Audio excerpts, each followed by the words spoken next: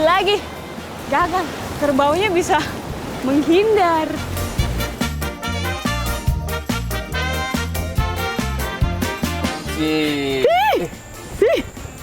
Kita dapat ini namanya. Wah, udah. Cat sekali. Ya ampun, dia punya ini.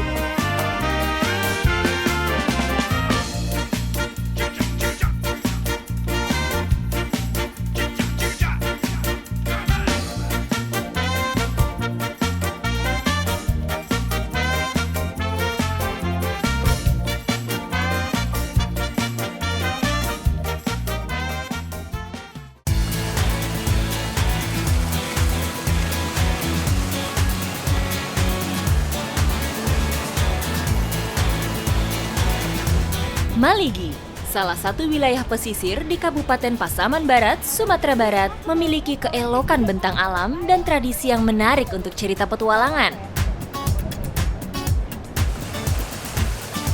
Sekarang saya berada di Maligi, Sumatera Barat, dan di sini banyak sekali kerbau-kerbau di belakang saya ini sambil menikmati pemandangan yang indah di Sumatera Barat. Ikuti jejak saya, jejak petualang. Lebih dari 1.000 kerbau dibiarkan hidup liar dan berkembang biak di sini. Berlimpahnya rumput membuat pemilik tidak pernah mengandangkan ternaknya. Ribuan kerbau terbagi menjadi lebih dari 10 toboh dan mempunyai wilayah teritorial masing-masing. Toboh sendiri adalah sebutan untuk kelompok atau koloni, sedangkan setiap koloni dimiliki oleh beberapa orang. Dan memang kerbau itu kalau hidup dia harus berkelompok seperti ini. Jadi ada anaknya, ada jantan dan betinanya juga. Jadi lengkap di sini kayak keluarga yang berkumpul menjadi satu kawanan. Uniknya, kendati hidup liar, setiap pemilik hafal dengan kerbaunya. Pengamatan didasarkan dari ciri-ciri fisik, seperti bentuk hidung, telinga, dan mulutnya. Koloni yang sedang saya ikuti ini berjumlah 79 ekor dan dimiliki oleh 4 orang. Di belakang saya ini kebetulan bapaknya mau nangkap satu untuk dijual ya Pak. Kita mau lihat cara nangkapnya seperti apa, soalnya ini banyak banget. Jadi pasti menantang. Warga biasa menangkap kerbau menggunakan seutas tali yang disimpul pada satu sisinya. Pak, ini gimana Pak cara nangkapnya Pak? Pakai tali ya? Lempar saja tali ini. Lempar saja tali ini. Ya. Kayak gini ya? Iya. Kayak koboi gitu? Nah, ya, Oh bukan gitu Pak? Atau gimana? Lemparnya gimana? Gini aja? Gini? Oh salah.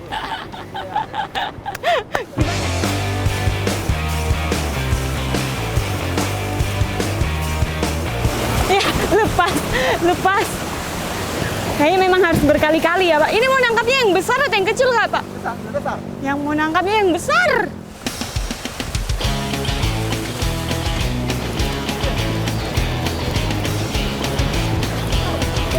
Dibutuhkan fisik yang bagus untuk menangkap kerbau. Ternyata susah. Pak, semangat Pak! Pemilik berlari sedekat mungkin dengan sasaran, kemudian melempar tali tepat ke lehernya. Saya mau coba dulu. Coba kita mencoba peruntungan hari ini dengan menangkap kerbau. Yang mana Pak? Lempar Pak!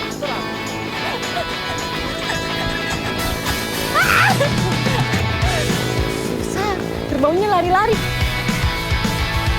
Gagal di percobaan pertama, saya akan mencoba menangkap lagi.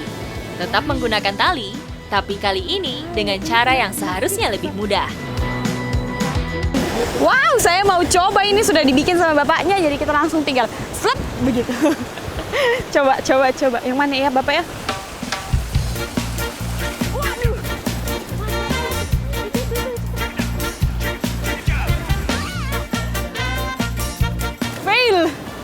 Fail lagi.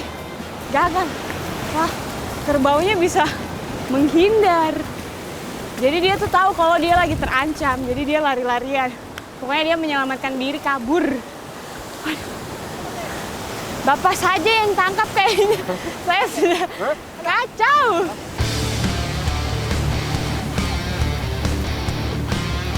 Beradu lari dengan kerbau sangat menguras tenaga.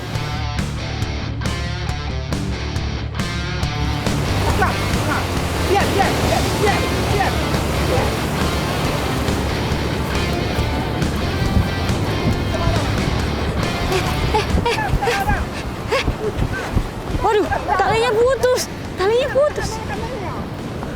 Ini kan. Bapak. Setelah beberapa kali percobaan, akhirnya kami berhasil menangkap seekor kerbau. Dapat akhirnya 2 kali. 2 kali diikat. Karena yang pertama kayaknya lepas ya, Pak. Diam ya, diam. Aduh, kita dapat akhirnya. Dia masih kaget kayaknya. Pegang tali ya. Pegang. Tali. Bapak nanti saya di. Enggak ya? Aman ya? Aman. Saya panik juga. Tenang ya, bukan saya. Diam. Bukan. Tenang ya. Diam. Tenang. Ambil Ben. Tenang. Ternyata dia sedih karena mungkin terpisah dari kanan. Enggak apa-apa tuh. Wow. Masih mencoba melepaskan diri ini. Udah ya. Udah, tenang ya. Tenang. Diam. Tenang. Diam. Bapak dia kuat sekali. Dia kuat sekali. Jadi yang nangkap harus lebih dari 1 orang. Iya. Ini yang nangkap ada berapa?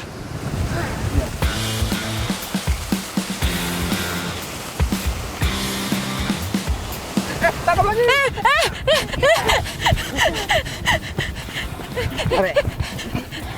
Diam. Tenang. Udah. Tenang ya. Apa-apa Tenang. Diam. Tenang. Diam. Kasih. Diam. Duh, dia dipisahin jadi dia sedih. Sabar ya, Nak. Ada kerbau. Diam. Mama. Saya yang diseruduk. Jangan di depannya ternyata. Dia menyeruduk.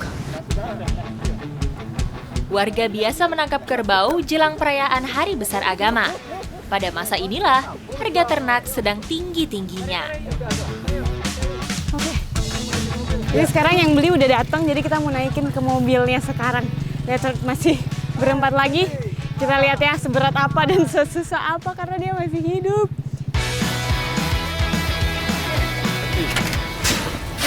Ini momen-momen kita mau naikin. Duh. Bapak. Ih. Kaget.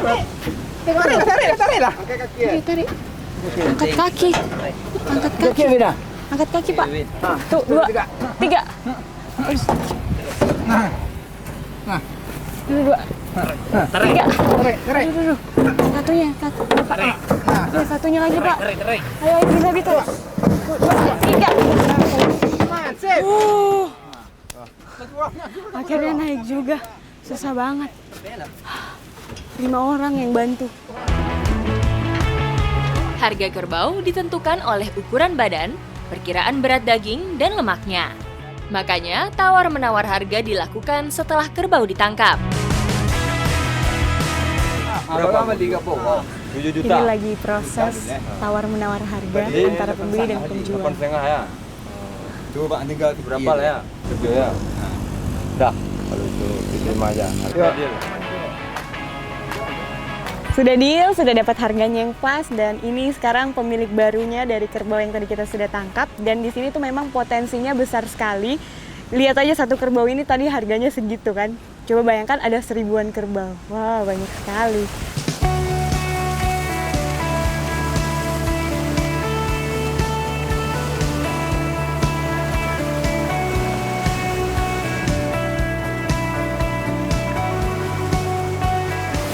Senang sekali hari ini bisa menikmati alam di Maligi, Sumatera Barat, ditemani dengan kerbau yang banyak dan juga sunset yang cantik sekali. Ikuti jejak saya, jejak petualang.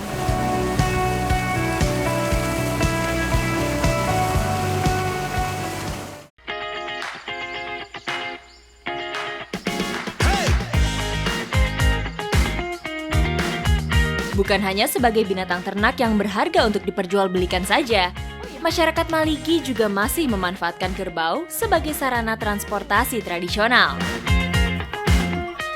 Saya sedang berada di Maligi, Sumatera Barat, dan di sini ada tradisi masyarakat yang unik sekali, yaitu pedati kerbau.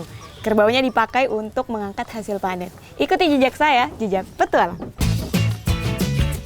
Salah satu warga yang masih memanfaatkan kerbau pedati adalah Pak Kai. Sini Pak, saya yang pegang, Bapak bikin itu ya. Coba kita diam.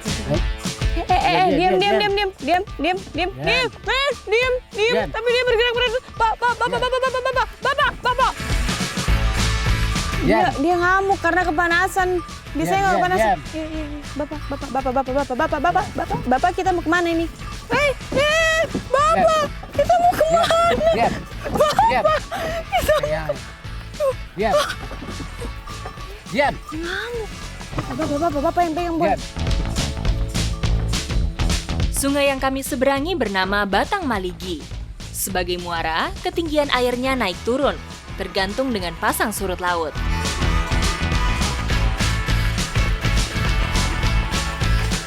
Kerbau dikenal sebagai salah satu mamalia yang bisa berenang. Makanya, warga memanfaatkan hewan berkaki empat ini untuk menyeberangi sungai. Dahulu, kerbau pedati adalah angkutan utama warga Maligi, termasuk saat masuk ataupun keluar desa. Jalur yang dulunya digunakan kerbau pedati, sekarang menjadi jalur yang digunakan oleh kendaraan bermotor. Perlahan tapi pasti, Hachi membawa kami ke kebun sawit. Kita sudah sampai di tempat panen kita hari ini, dan sekarang mau siap-siap untuk semua peralatannya, dan kerbaunya mau dilepas dulu biar dia bisa istirahat sebentar biar kuat lagi. Tanaman penghasil minyak ini dipanen setiap 20 hari sekali. Ini berat. Berapa kilo ini udah? 10 kilo. Seperempat berat saya. Ternyata panen menggunakan dodos bukan perkara gampang. Selain berat, tangan harus mampu mengarahkan ujung yang tajam ke batang sawit yang akan dipanen. Bila tidak, tusukan yang dilakukan akan meleset. Aduh, ini boleh dibantuin udah. Kayaknya saya seharian juga nggak selesai ini dengan tenaga seperti itu. Coba kita lihat udah ya.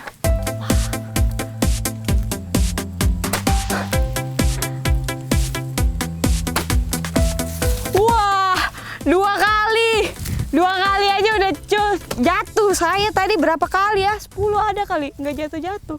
Oke, kita angkat dulu. Ini kayaknya 3-4 kilo. Udah ya. Ini hasil panen yang udah diambil. Sekarang kita mau taruh ke pedati biar langsung dibawa lagi ke tempat yang tadi. Oke, di sini. Ini udah langsung dibuang aja ya. Boom.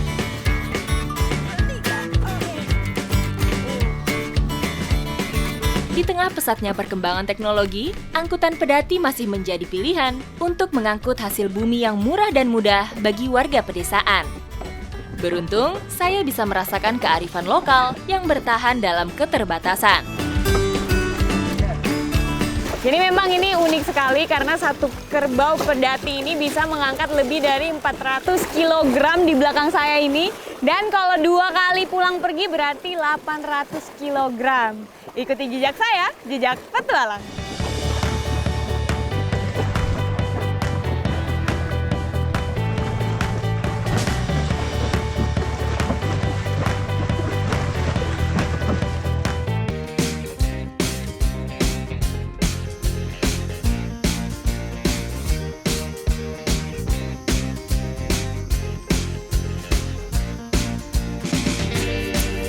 Petualangan saya lanjutkan dengan menyusuri Lubua Simo.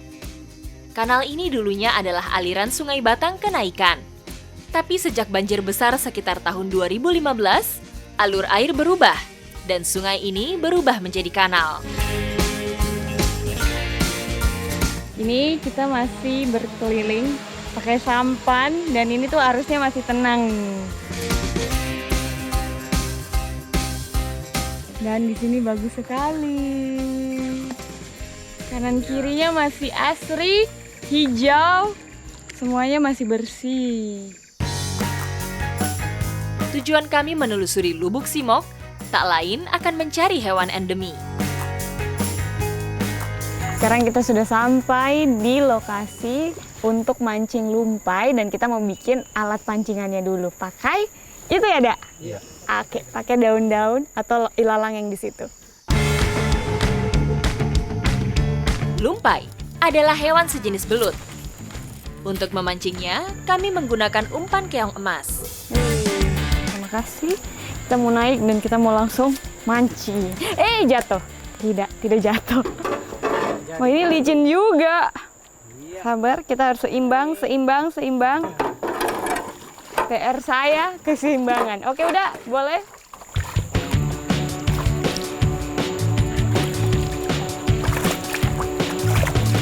Jadi memang kalau lumpai ini hidupnya tuh di tepian sungai seperti ini yang ada bebatuan. Jadi dia tuh kayak di dalam lubang sana ya, Dak? Tapi dalam dah. Tapi di lokasi yang agak dalam airnya. Dalam tenang. Dalam dan tenang.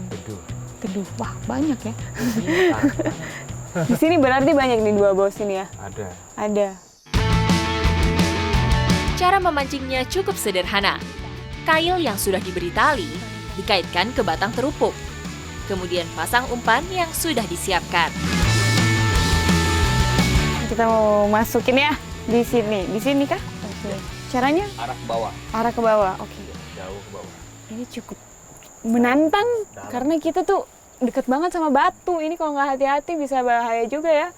Jadi harus hati-hati. Ini sudah sampai bawah kah? Sudah. Jadi ditancap. Ditancepin. Terus kita menunggu dengan kesabaran ya. Berbeda dengan belut yang tinggal di lumpur, habitat lumpai berada di sungai jernih dan berarus. Untuk menghindari predator, hewan berbadan panjang ini tinggal di celah-celah batu. Jadi lumpai ini tuh sama kayak manusia, dia udah punya rumahnya sendiri, tapi dia tuh punya lubangnya sendiri. Nah, kita nih berharap supaya lumpainya ini mau makanin umpannya kita, biar kita dapat. Setelah menunggu beberapa saat, kail Udaroy menunjukkan tanda-tanda dimakan.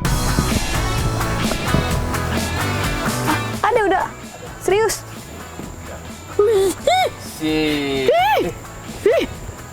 Kita dapat ini namanya lumpai. Udah.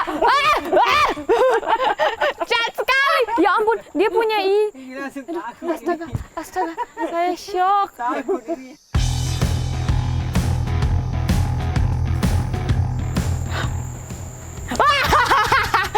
Dia masih hidup kakak. Ini dia. Aduh. Dia masih hidup, saya tidak berani. Saya harus berani. Mama. Udah. Cukup lah ya. Sudah, segitu kan? Dia masih bergerak, jadi dia ini masih bergerak. Kalau misalnya kita pegang ininya, dia bisa melingkar juga nih misalnya. Ini. Pokoknya kayak gini. Saya bisa, saya berani. Yeay. Tapi licin banget. Udah dia licin banget. Dia licin banget.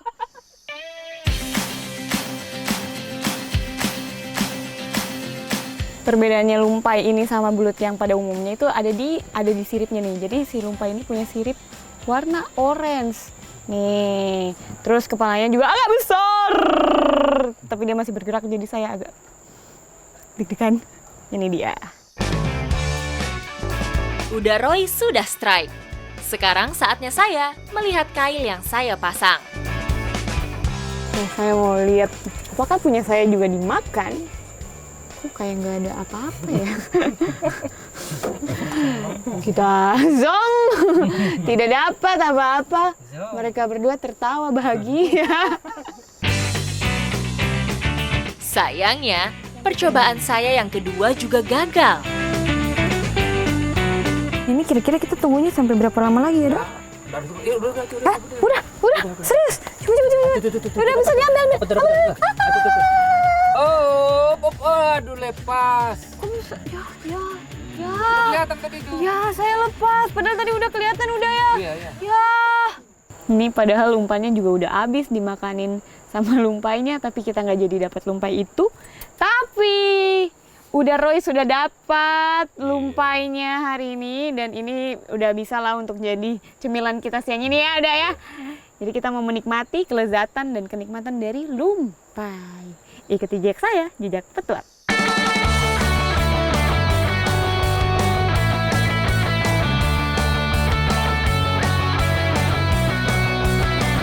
Saatnya menikmati tangkapan kami. Tidak perlu dimasak. Lumpai cukup dibersihkan dan dilumuri garam, kemudian dibakar. Jadi kalau lumpainya udah mateng nih biasanya mulai keluar-keluar tuh si minyaknya. Jadi itu menandakan kalau dia udah mulai mateng. Dan ini makin mateng makin kering.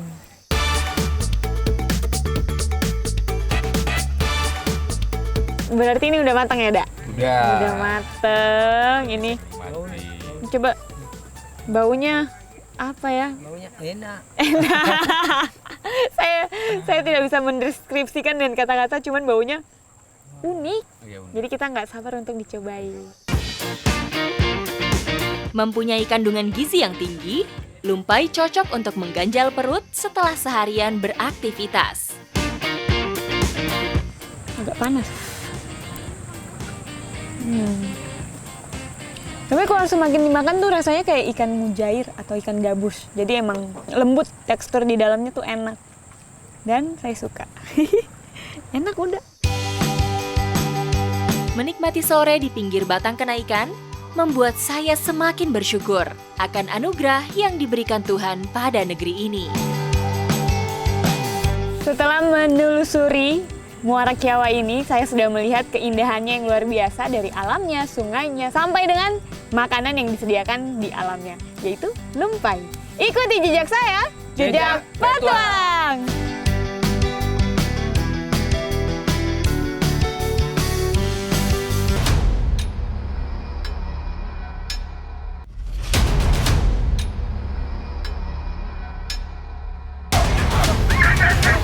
Saya mencium aroma buruannya, yaitu babi hutan.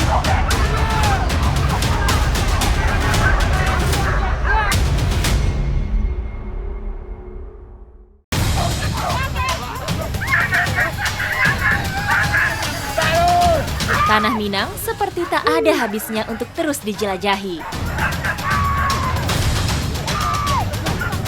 Berbatasan langsung dengan Bukit Barisan, membuat tradisi berburu babi hutan menjadi sebuah cerita tersendiri dalam petualangan saya di bumi Minangkabau.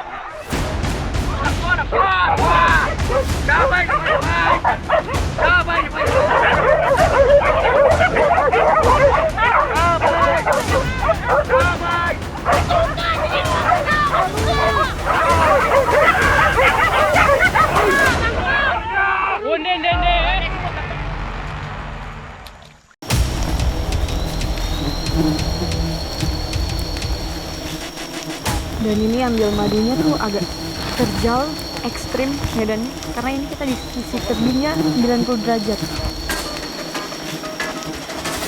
Ini bisa dilihat lebahnya udah terbang-terbang.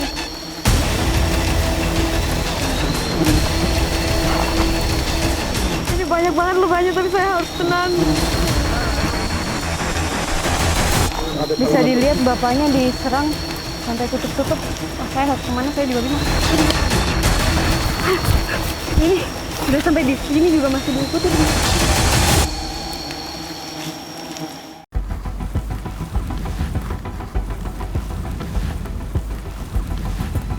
Ini bapaknya udah siap. Ininya dibawa ke atas juga, Pak, ya.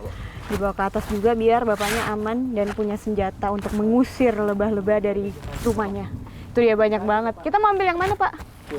Yang ini. Kita mau ambil yang ini, yang agak lebih dekat ya. Memiliki kontur alam perbukitan, ternyata juga memberi berkah tersendiri bagi masyarakat Minangkabau. Dan ini ambil madunya tuh agak terjal, ekstrim medannya. Karena ini kita di sisi tebingnya 90 derajat. Ini bisa dilihat lebahnya udah terbang-terbang.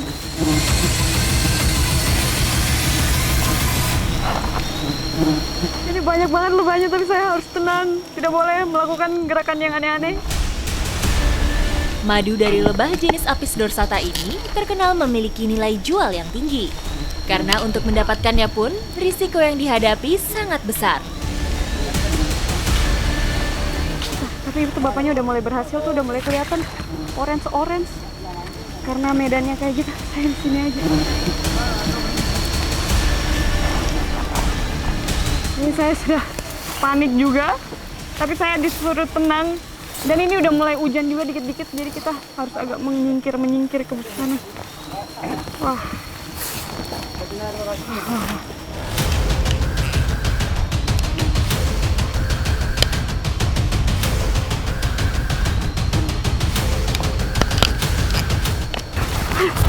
Ini udah sampai di sini juga masih diikutin, tapi di sana juga masih diikutin. Udah bikin apa namanya asap. Waduh, ini reporter aku juga terkena ini sampai dijilat. Ini gimana nih Mas? Coba cabut ya. Aduh, ini sih. Saya udah menghindar tadi, tapi ternyata masih banyak aja Iya, yang aduh. kejar. Sakit. Aduh, Mas. Aduh. Ini dia. Ini sengatan lebah. Aduh, ini dia. Ini. Nah, ini dia pertolongan pertama kalau tersengat lebah. Kita pakai di sini bilangnya daun rinju. Bisa ya, Mas? Jadi kalau sekalinya udah kena, biasanya tetap diikutin gitu sampai baunya hilang.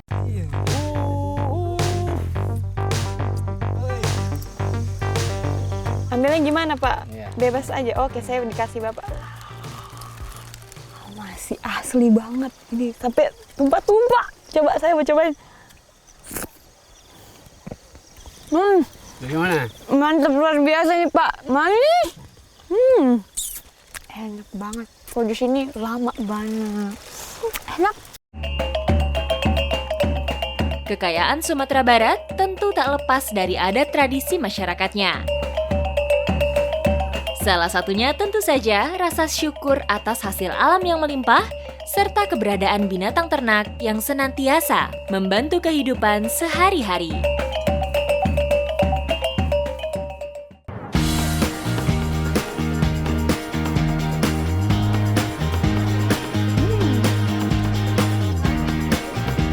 Sisa-sisa ini tuh dikumpulkan menjadi satu dan juga mau dikasih makan langsung ke ternak yang tadi.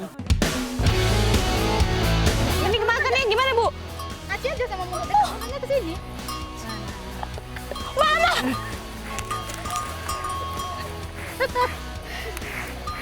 Aduh, makannya lahap sekali. Lapar dia. Ibu. Dia makan tangan saya. Tangan saya hampir dimakanin juga. Lapar banget ya. Aduh, saya. Dia sudah makan, dia sudah senang. Sudah senang? Sudah. Oke, kenyang? Kenyang. Oke, dia masih mau makan lagi. Jadi kita kasih makan untuk yang terakhir ya. Hei, sabar. Alon-alon.